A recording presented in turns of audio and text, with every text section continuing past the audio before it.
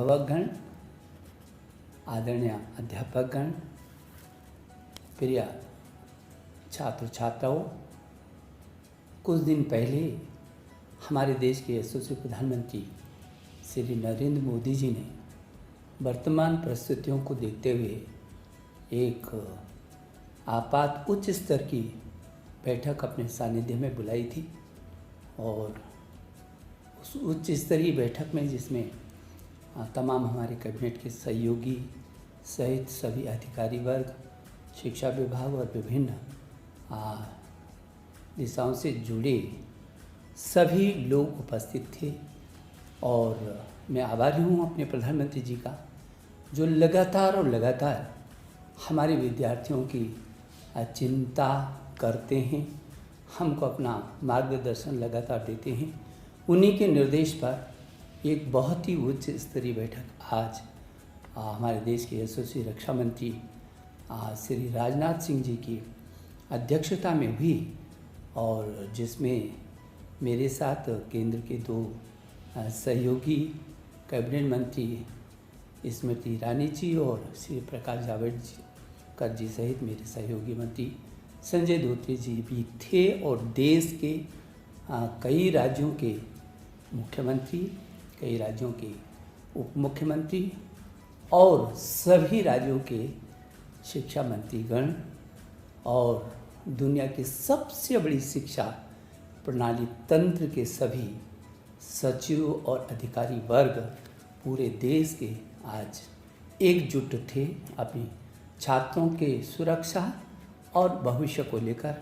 मुझे सबसे पहले तो इन सब का धन्यवाद देना है, जो सारे शिक्षा व्यवस्था के लिए छात्रों की सुरक्षा और छात्रों के भविष्य की चिंता की दृष्टि से केंद्र के साथ एकजुट होकर के और आज खड़े दिखाई दिए हैं।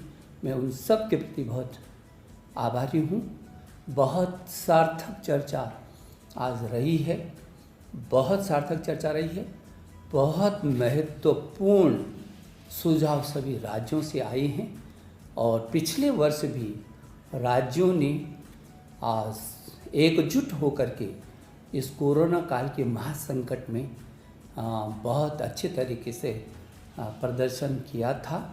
और आज भी मेरे प्रिय छात्र छात्रों, आप जानते हैं पूरी दुनिया इस कोरोना के महासंकट से जूझ रही है और हम अछूते नहीं हैं। ये चुनौती हमारे सामने है, और मुझे इस बात का भी गौरव महसूस होता है कि हमारे अध्यापकगण ने फ्रंट लाइन पर आकर के जिस तरीके से पूरे वर्ष में मेरे छात्रों को ऐसा महसूस नहीं होने दिया और साथ में नहीं जाने दिया, ऑनलाइन एजुकेशन यथासंभव वहाँ तक पहुँचे हैं जहाँ तक पहुँच सकते थे, और पहुँच रहे हैं।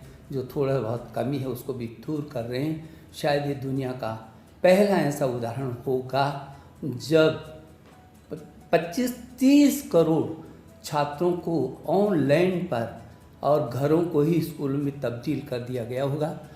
अभिभावकों, मैं आपका अभिनंदन करता हूँ। आपने और अध्यापकों ने मिल करके छात्रों को इस ऐसे वक्त पर बहुत संभालने की कोशिश की है, और छात्रों ने भी जो साहस दिखाया है, उत्साह दिखाया है, इसके लिए भी मैं उनका अभिनंदन करना चाहता हूँ, मैं शुभकामना देना चाहता हूँ। मेरे प्रिय छात्र छात्राओं, जो आज बैठक हुई है उसमें कुछ राज्यों ने कुछ समय मांगा है और सुझाव देने के लिए, और उनको कहा गया है कि 25 मई तक वो अपने सुझाव दे देंगे, ताकि जल्दी से जल्दी हम इस अनिश्चितता को दूर कर सकेंगे। मुझे याद आता है कि जब हमने आपकी CBSE बोर्ड की इंटर की परीक्षाओं को स्थगित किया था, तब हमने आपसे कहा था कि हम 1 जून तक इन परिस्थितियों का आंकलन करेंगे। जो भी परिस्थितियाँ होंगी वो आपकी सुरक्षा और आपका भविष्य, हमारे सामने दोनों चीज़ें हैं, सुरक्षा पहले और उसके बाद आपका भविष्य। इन दोनों को देख करके हम फिर 1 जून को आगे का आपको अवगत कराएंगे जो भी परिस्थितियाँ होंगी। हमने ये भी कहा था कि जब भी हम इस बात की घोषणा करेंगे तो कम से कम 15 दिन हम आपको देंगे, ताकि आपके मन में अचानक न हो कि कब तिथियों की घोषणा हो और कब फिर जो है आप संभलें। तो मैं ये समझता हूँ कि ये 25 मई तक सभी राज्यों के जो राज्य, कुछ ही राज्य हैं जिन्होंने कहा है कि हमको थोड़ा सा और भी मौका दीजिए। हालांकि उनका भी सकारात्मक रूप था, लेकिन और क्या क्या सुझाव हो सकते हैं उनके लिए, वो 25 मई तक उन राज्यों के सुझाव भी आ जाएंगे।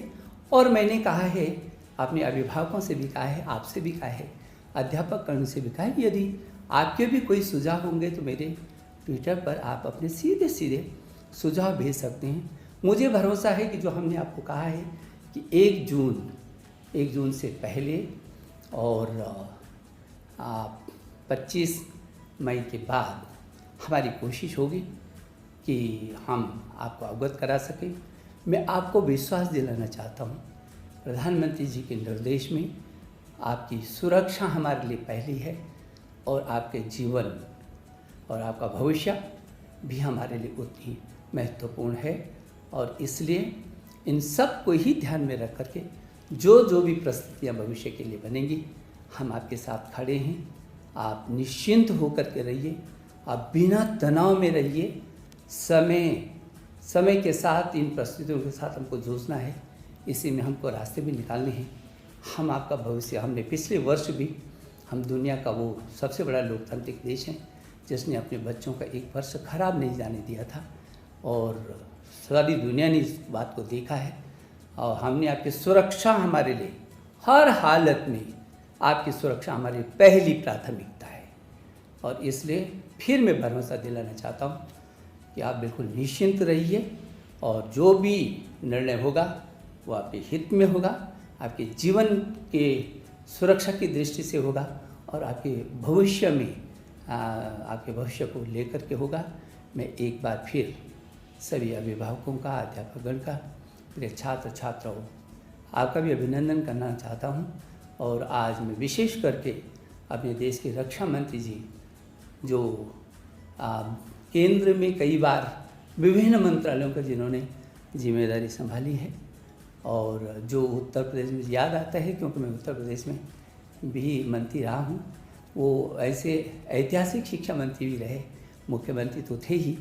आज उनके सानिध्य में पूरे देश का शिक्षा तंत्र ने पूरा बहुत देर तक विचार विमर्श किया है, बहुत सार्थक, बहुत ही सार्थक। पूरा देश के शिक्षा सभी राज्य एकजुट है। मुझे इस बात को लेकर के प्रसन्नता होती है, और मैं वो सभी राज्यों को धन्यवाद भी देना चाहता हूँ। और मेरे जो सहयोगी मंत्री आदरणीय जावड़ेकर जी और आदरणीय स्मृति ईरानी जी को भी मैं हृदय की गहराई से धन्यवाद देना चाहता हूँ। मैं एक बार आपको शुभकामना देता हूँ। बहुत बहुत धन्यवाद।